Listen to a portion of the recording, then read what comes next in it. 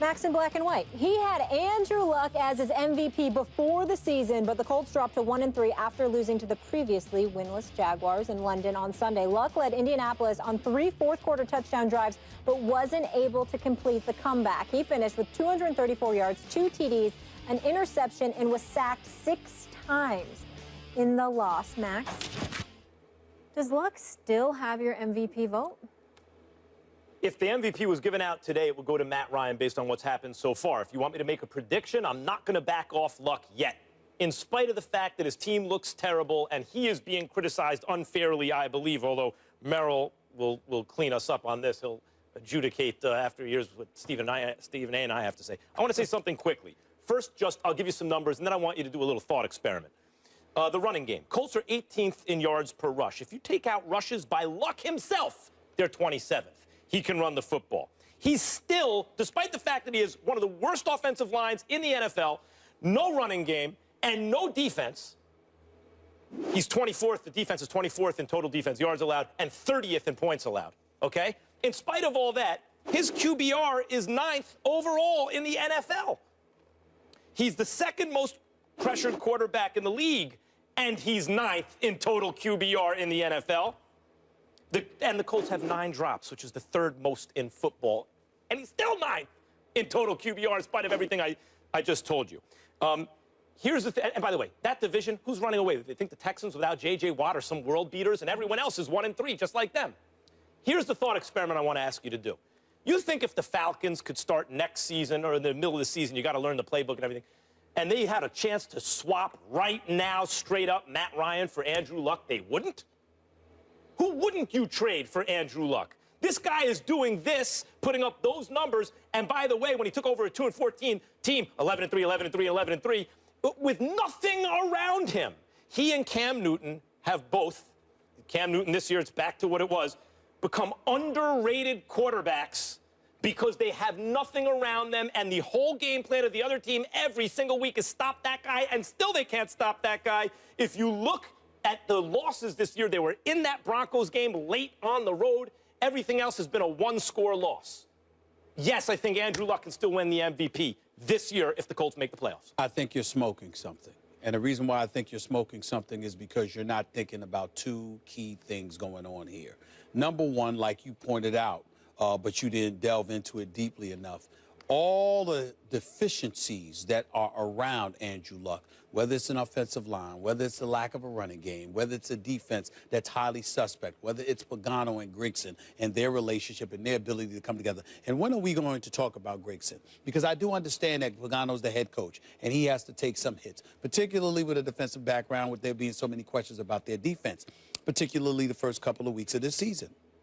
But then we have to think about Grigson, and we have to think about Irsay. Irsay is the guy that decided not to get rid of either of them, to bring them back together, to have this whole big celebration as if that, you know what, we won the Super Bowl championship, and now we're not going to sabotage. On long-term deals. We're going to keep these guys together, okay?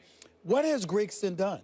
There have been, you gave up a first-round pick to acquire Trent Richardson. Let's not forget that, okay? That wasn't the only mistake that he's made. He's made others in free agency. He's made others with the draft. He finally went the right route in drafting Kelly to improve your offensive line. But it's 5 guys that play that position. One guy ain't gonna be able to do but so much. At the end, Merrill, my position with Max has always been this. You're talking about Luck because you're thinking about Luck's greatness. You're not thinking about the parts around him, how deficient they're going to be, how they're going to come up short in terms of wins and losses, and nobody's going to give league MVP honors, no matter how great the talent is, to a guy playing on a subpar team that can't even make the playoffs, which is what Indianapolis is on the verge of not doing, making the playoffs. That was my argument. It has nothing to do with Andrew Luck, because I believe in Andrew Luck. But you haven't protected him for years. He got sacked 6 times just to, you go have him fly across the pond just to get beat up when he could have stayed at home and got beat up like that. And he's got a bad shoulder. This is what their problem is. That's why there's no way in hell he was going to win MVP, and it should have never been considered. Well, the record alone, nobody ever considering. Now, that doesn't minimize, you know, the kind of skill set he has, but his record right now, if they continue like that, they won't forget about it. That's why the division is like that. Yeah. They're all 1-3, except for the Texans. They still won't consider him. record will not allow him to consider him. Now, you go back to this is why I could argue John Elway was the greatest quarterback to ever play, because he could take inferior talent, flaws that we had across the board, and he could offset them. That's really, you took a couple teams to the Super Bowl, even though they got hammered, that you put another quarterback there, they probably don't even go 8-8. Now, that being said, with Andrew Luck, a lot of the issues that they have, and you could talk about how they're asking him to play offense, too, quite honestly, because when you talk about their offensive line having issues, it's not just them. I mean, you got to incorporate the tight end, and you got to incorporate the running back, because you know what they're doing? They're keeping all 7 guys in at times. It's kind of like what they do for Cam Newton. Cam, we want to protect you, okay? That doesn't mean we're not going to get everybody out, but the guys we're going to get out, which keep in mind, their perimeter players now are about as freakish as there is in the NFL, too. So let's not say that he don't have anything, because their perimeter players are fast, explosive, dynamic. We just got to give him time. So, you know, I'm watching the game yesterday, and one of the problems going into it that we did on SportsCenter is that they don't work well together. You know, all 4 of us have to block 4 people up there. Well, these 4 guys are going to cross all different ways. We got to see it the same way. Well, they don't see it the same way. You got the tackle in the back going to one guy. Meanwhile, we got inside linebacker that is obvious to everybody on planet Earth. Why wouldn't you block him? They just do that too many times, 5 or 6 times a game. San Diego, it cost him 6 points because he got a fumble off of it. But then going to one other layer when you think about coaching and watching him, is they do a lot of their run action where he turns his back. Well, you already got problems up front. Now I'm robbing you of an opportunity to see things coming.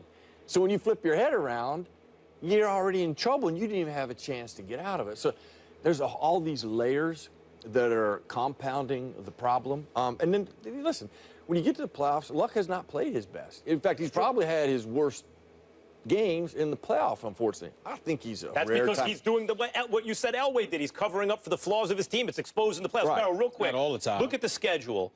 If they have the Bears, the Texans, and the Titans coming up. If they wind up by then 4-3, or even if they lose one of those games and go 3-4, those are all winnable games. Let's say they're 3-4, they win 2 of their next 3. And they're right in the thick of things in the South. And Luck has some huge games, which he's going to have to for them to win. Bunch of touchdowns, bunch of yards. He's not in the MVP conversation? You won't get 1 vote. It's not going to sniff. Because this whole division is going to be about 8-8 when you're done, and everybody will disrespect it. The argument will be there, why are they in the playoffs? These are the things that I tried to tell them at the beginning. We will see by the end of this season. You stay strong where you are. You stay where you are, bro. Appreciate your honesty. I'm proud of him for They sticking go to his 9-7 point. and they get to the I'm playoffs. proud of him for sticking to his Standing point. by the courage of Congratulations his with convictions. that. I Just praise a you for little that. shaky. Would they take Luck instead of Matt Ryan on the Falcons, yes or We no? have to go to break. Based on age, yeah, because Matt Ryan's up in years. They're the same age? Matt Ryan Underestimated. Coming up next. Meanwhile, Russell Wilson was efficient despite playing with a sprained knee and dealing with an early East Coast kickoff, throwing 3 touchdown passes in the Seahawks' 27-17 victory over the Jets on Sunday. The Jets now fall to 1-3 as Fitzpatrick threw 3 more interceptions and became one of 5 players to have at least 10 interceptions in the first 4 games in the last 30 seasons. Meryl Hodge, how we doing? What's going So on? good to have you. I feel like I'm in a hot seat right now. No, But I like this seat. not at all. I like this seat No, for a couple reasons we'll get into. You own that seat. I've been able to pick this man's brain in like 15 years when I used to run into him in the hallway. That's right. Good to see you. Meryl, I do want to start with you. Is it time for Geno Smith? Well, let me just say this. There's one thing that bothers coaches more than any other thing that you can do in football. It's the only stat I care about. I'm not a stat guy, but there is one, and if you gave it to him before every game, I could probably handicap this to a 90% tile of who's going to win. Turnovers. Like, you just can't turn the football over. And when you start doing that, I can just tell you this, coaches, it drives them nuts. Then you got to look at how it's being turned over. So we'll go to last week, just alone, Kansas City. Because I watched that tape. I haven't watched the tape from last week or Sunday's game, so I can speak more to the truth. There were 4 of those interceptions that you would just have, in the meeting, you'd have to say, what are you looking at? I mean, what are you doing? Why are you even trying it there? I mean, the defense doesn't even tell you to go there, and we have other options. And that would start becoming disturbing. You know, when Aaron Rodgers was struggling early in the year, and he's still not kind of out of that, and he kind of played like that last year. Anytime we get to this position, we start, you know, what is the problem? It usually comes down to this. You're just not executing the play. I'm going to tell you what actually makes Tom Brady awesome. Peyton Manning, when he played, they'll take a check down and a flat 6 times in a row if the defense gives it to them. That's what the defense gave me. I'm going to take that because eventually you don't want me to throw the check down. You don't want me to throw the flat, and now I sting you. So when you see Fitzpatrick playing to the way he's playing, now keep in mind, the evidence shifts more towards this style of play than, you know, the way he played last year, which last year kind of got blown out of proportion because, I mean, they did play well as a team, but he played good. He didn't play great. And I think people got caught up in thinking he played great and he was elite. But if you weighed the evidence shifts more to how he's playing right now. This shouldn't be a shock, but this is disturbing. And as a coaching staff, I think there's no question you got to think about making a change. Geno Smith is the answer. And look, he is a hot and cold quarterback. It was even that way in college. Half the college season was like, oh, my God, like what we think about Lamar Jackson now practically. And then it was like, what happened to that guy? Is that the same season? Like, I think of it as two different seasons. And as a pro, he's had some good games and some bad games. And at a certain point, you say, well, the jury's out on a certain guy. And then when he got hurt, unfortunately, in the fight, you thought in a bad place of your brain, but a realistic one, you said, no, this might be what the Jets fans want. It's an excuse to start Fitzpatrick, who's at least competent. But there's Fitzpatrick's brand, I think, as a quarterback, because he went to Harvard, is that he's smart. But in fact, he doesn't play a smart quarterback. He's like, as Ryan Clark says, he's a gunslinger without the gun. You know, like he's a risk taker. And I don't mind risk takers, even with the turnovers, Maryland. I understand why coaches hate him, because turnover differential will usually give you your winner. But it's like a point guard in the NBA, especially when he's young. I want to see him champing at the bit. I want to see him trying to win. I'd rather have to pull the reins back a little bit than have a guy who's overly cautious, a guy who's trying to win the game instead of a guy who's trying not to lose it. I think there's more than just a semantic kind of difference there.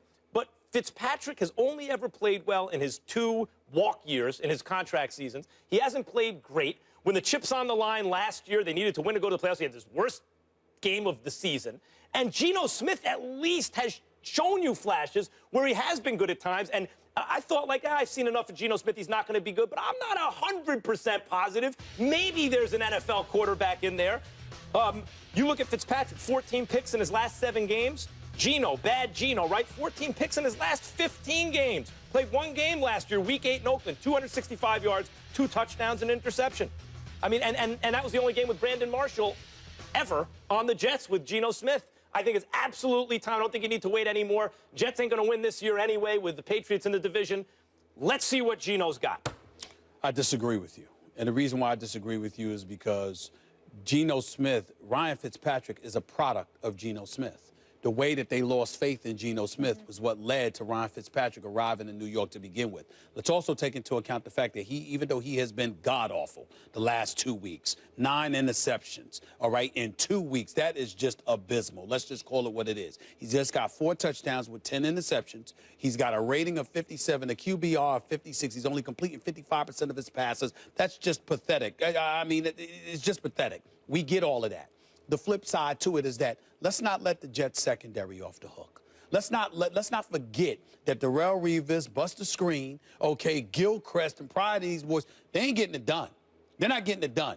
And you got the Jets applied pressure to Russell Wilson yesterday. He was elusive. He made things happen, but they were breathing down his neck now. The bottom line is you got guys that were getting open. That puts more pressure on the offense to compensate, and that's more difficult. Ryan Fitzpatrick ain't made for that. He's just not made for that. We can't ignore what we're seeing on the other side of the ball for the New York Jets. We also have to remember that Geno Smith, even though I think he's got promise, he's got a chance, rather, to have promise, I think that it would be better if it was somewhere else. New York is so down on Geno that the second he goes out there, his 1 interception is tantamount to the 10 that Ryan Fitzpatrick throws. No one has faith in him in the Big Apple. You know what the last thing he did? No. When he last start he had, Week 17, yes, 2014, was his last start. 1 game. Was his last start. Yep. 358 yards, 20 of 25, 3 touchdowns, no interceptions. I'm just saying, like, when last seen in action, he was good. It's 1 game. But you know what's going to happen the next time he starts? Yeah. No, you don't. He's going to probably have right. But we do know with Fitzpatrick, it's that 2 good. games, Max. Here's how I look at both. What's kind of interesting, you mentioned Fitzpatrick's best years. Do you know what was the cog to all that? Chan Gailey, the offensive coordinator, who is there now. So what is interesting is how Chan Gailey is in this meeting deciphering this, because he is seeing the worst of Fitzpatrick right now, where he's been able to manage him out of that. So actually his thought process and his input is probably going to be the difference in this. I would think that he's going to favor Fitzpatrick. I think he stays there because the evidence is clear on both of them. they are what they are. Geno Smith's not going to change. He's been like that throughout his college year, into the NFL. That's who he is. He's never going to change that. He will be just inconsistent. You have to accept that. Fitzpatrick, what I'm saying is, do you have a little hope, to your point, in that Chan Gailey's like, hey, listen, little hope. I can clean him up. Here's what we got to do. I got to have a heart-to-heart and a man-to-man thing. Yep. We got to start doing this from here on out. Here's our staples, and we're going to build from here. We got to get you back on track. Also, remember, they're not running the ball that effectively. At least they didn't do so yesterday. And I love me some Todd Bowles, but defense is his signature. If you're going to lose, you can't have problems on the defensive side of the ball. If you're going to lose anyway, at least do it with someone who may have a future. You know what Fitzpatrick is for sure. We don't know 100%.